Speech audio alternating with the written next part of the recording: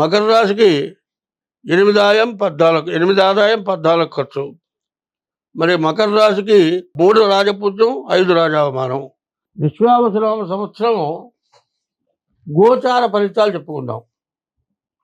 ఈ గోచార ఫలితాలు విశ్వావసునామ సంవత్సరానికి మేషరాశిలోకి ఈ 30వ తారీఖు శని రావటం, 12వ రాశికి వచ్చాడు. అయితే ఈ మేషరాశికి ఏలునాటి శని ప్రారంభమైంది. ఈ ఏలునాటి శని సంవత్సరాలతో కూడా ప్రారంభమవుతుంది. అందులో మరి 30వ తారీఖున 6 గ్రహాలు ఒకచోట చేరినాయి, షడ్గ్రహ కూటమి. కాబట్టి ద్వాదశాంతో వ్యయోరిప, ద్వాదశంలో ఎక్కువ ఖర్చులు ఉంటాయని చెప్పి ఉన్నది. కానీ గురువు కానీ, కుజుడు కానీ, కేతువు కానీ బాగున్నారు. మకర రాశి చెప్పుకున్నాం. ఈ మకర రాశి ఎట్లా ఉంది? ఈ మకర రాశికి నిన్నటి దాకా ఏలునాటి శని 2వ భాగం, మార్చి 30తో ఏలునాటి శని పూర్తి అయిపోతుంది. ఇక్కడి నుంచి మంచి సమయం, అన్ని విధాలా బాగుంటుంది.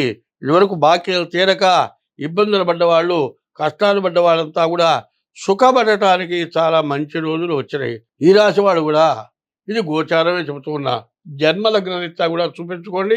ఈ సంవత్సరం మీరు జీవితంలో పడని సుఖం పట్టడానికి మంచి రోజులు వచ్చినాయి.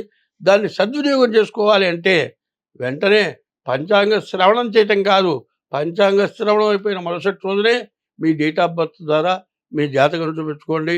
ఎట్లా ఉంటుందంటే, మానవుడికి 9 గ్రహాలు ఇచ్చాడు, మనిషికి 8 రంధ్రాలు ఇచ్చాడు. చెవులు 2, ముక్కులు 2, నోరు 2, మొత్తం 6. ముక్కులు 2, కళ్ళు 2, నోరు చెవులు 2, 6, నోరు 7, తర్వాత ఒంటేలు 2, 7, 9, 7, 2, 9 రంధ్రాలు ఇచ్చాడు.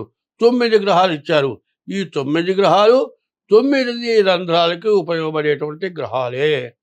చెవులు వినపడకపోయినా బాధే, నోరు తినలేకపోయినా బాధే, ముక్కులు గాలి పీల్చకపోయినా బాధే.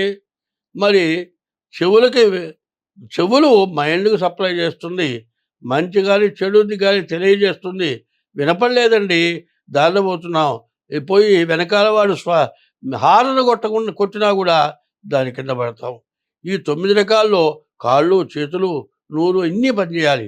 ఇందులో ఏది తేడా వచ్చినా మానవుడి జీవితం వృధా.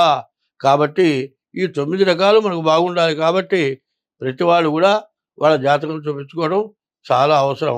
మకరానికి బాగా మంచి రోజులు వచ్చినాయి, కానీ జాతకం చూపించుకోండి. ఈ సంవత్సరం బాగా ఆనందంగా బతకడానికి వీలైన అవకాశం చూపించుకోండి. ఇన్నాళ్ళ నుంచి ఉన్న బాధలు మొత్తం తీరాలి అంటే రాబోయే ఈ సంవత్సరంలో ఏమన్నా సమస్యలుంటే గ్రహాల రీత్యా అది చూపించుకొని తగిన ఉపశాంతి చేసుకోండి. అంతా బాగుంటుంది.